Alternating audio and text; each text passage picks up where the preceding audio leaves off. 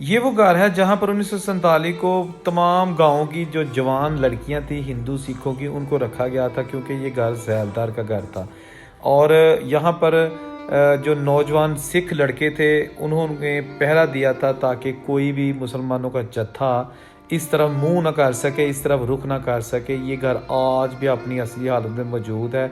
ये आप देख सकते हैं, इसकी बहुत ही किला नुमा दीवारें और चारों तरफ से ये पूरा कवर्ड घर है। और बताया जाता है कि जब 1947 के हंगामे शुरू हो गए तो जो ख़ास तौर पर हिंदू थे उन्होंने अपनी जो लड़कियां और बुज़ुर्ग थे उनको पहले ही इंडिया पहुंचा दिया था। लेकिन जो सिख थे उनको ये यकीन था कि पाकिस्तान इंडिया की पार्टीशन नहीं होगी, ये महज एक खाम ख्याली है, हंगामे हैं, ख़त्म हो जाएंगे। लिहाजा सिख जो थे वो तकरीबन सबसे आखिर में पंजाब छोड़कर और गड्ढों पे अपना सामान लाद कर इंडिया चले गए थे। इसीलिए जो जत्थे थे उन्होंने खूब लूट मार की।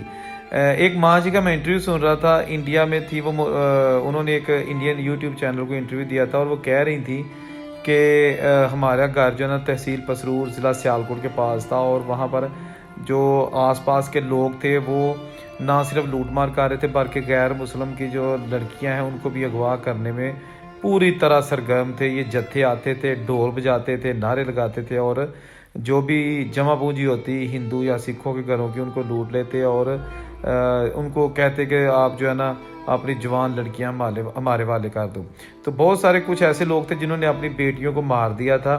ये चुइंडा के पास एक कस्बा चुबारा है, वहाँ पर बहुत अमीर तरीन जो सनियारे और खत्री थे उन्होंने अपनी बेटियों को छतों पे ले जाकर और जितनी भी ख़वातीन थी उनको मार दिया था कि मुसलमान जत्थों के हाथ ना आए।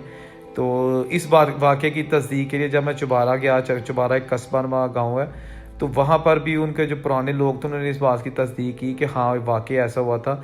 यहाँ पर बहुत ज़्यादा जो है ना वो अमीर हिंदू थे और जत्थे जब आते थे तो उनकी टारगेट होता था कि पैसे तो लूटें लेकिन इनकी जो लड़कियाँ हैं, खूबसूरत लड़कियाँ, उनको भी साथ लेके जाएं। तो उन्होंने अपनी सारी बेटियों को उनको जो है ना वो उनको छुरी के साथ खुद अपने हाथों से मार दिया था। खैर जुल्म था ये भी, लेकिन खैर जो कुछ कर रहा था अपनी तरफ से वो बेहतर सोच के कर रहा था। लेकिन मेरा ख्याल है कि कत्ल करने की बजाय अगर नेगोशिएशन हो जाती तो वो बेहतर था। हो सकता है कि वो बेटियां बच जाती, लेकिन खैर उन्होंने वालिदैन ने उनको मारना बेहतर समझा। तो जो ज़ैलदार होते थे वो अपने जो घर के दरवाजे थे ना वो आम मस्कीनों के लिए खोल देते थे। और ख़ास तौर पर माँ जी ने बताया कि जब हंगामे हुए तो बहुत सारी जो जवान लड़कियां और ख़वातीन हैं ना वो इस घर में पनाह लेने के लिए आ गई और यहाँ पर जो सिखों ने पहरा लगा दिया था नौजवानों ने। खैर आना तो था ही एक दिन वापस इंडिया। तो वहाँ से फिर जब मुख्तलिफ गाँवों के लोग बहुत ज़्यादा तादाद में जमा हो गए, हज़ारों की तादाद में जत्था बना, तो फिर वो एक लाइन पर चल पड़ा। और जो ख़वातीन और बुज़ुर्ग थे वो जत्थे जो जा रहा था ना जत्था, यानी कि हिंदू और सिखों का, उसके बिल्कुल दरमियान में उनको रखा जाता और उसके चारों तरफ जो है ना वो मर्द हजरात वो सफ़र करते। और जब अगर करीबी कोई रेलवे स्टेशन आता तो वहाँ पर जब जाता ये जत्था तो उनकी कोशिश होती कि जो ख़वातीन और बुज़ुर्ग हैं इनको पहले गाड़ी में सवार किया जाए और जो नौजवान है वो ना भी बैठे तो कोई बात नहीं, वो पैदल भी जाएं उसके साथ साथ पटरी के साथ साथ। इसके बावजूद कुछ लड़कियां जो ना वो वाह हो जाती हैं 1947 को। और मुझे पता चला एक गांव में जब मैं गया तो उन्होंने कहा जी हमारे गांव में भी एक लड़की जो है ना वो हिंदू सिखों की लड़की तो नहीं थी खैर, लेकिन उसकी एज तकरीबन 40-45 साल थी, शादीशुदा थी और वो रह गई थी।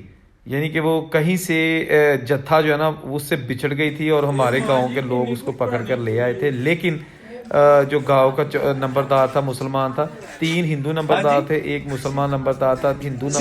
सिख नंबरदार 3 थे और एक मुसलमान नंबरदार था। जो सिख नंबरदार थे वो तो खैर इंडिया चले गए थे, लेकिन जो पाकिस्तान का मुसलमान नंबरदार था उस गाँव पर 4 पत्तियाँ थी। तो उसने कहा कि अगर किसी ने भी इस लड़की की तरफ मैली आंख से देखा तो वो फिर मैं उसको मार दूंगा।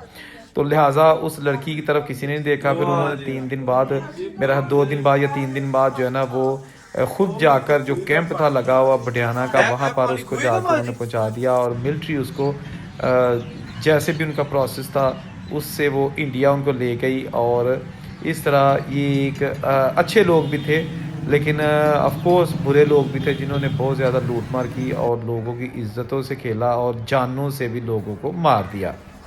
पटियाला के पास एक गांव है, वहाँ के बुज़ुर्ग ने मुझे बताया कि हमारी एक खातून 1947 को जम्मू वाली साइड से पाकिस्तान की तरफ आ रही थी और रास्ते में हमला हो गया और बहुत सारी और भी मुसलमानों की लड़कियां अगवा हो गई और हमारी भी एक लड़की जो है ना वो अगवा हो गई और 40 साल बाद वो पाकिस्तान पहुंची और अपने वो 4 बच्चे जो थे उनको भी इंडिया छोड़ के वो आ गई।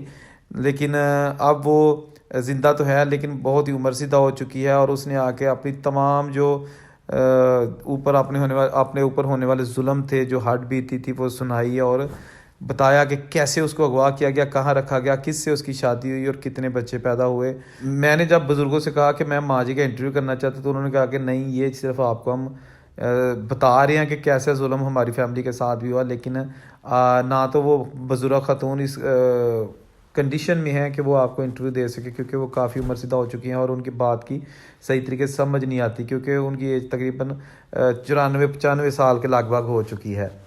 बहरहाल बहुत ज़्यादा जुल्म व सितम जो ना 1947 का मेरे इस चैनल पे मैंने वीडियो की शक्ल में उसको अपलोड किया हुआ है। आप वो वीडियो ज़रूर देखें और कमेंट ज़रूर किया करें ताकि मुझे पता चल सके कि आप किस किस्म की वीडियोस देखना चाहते हैं।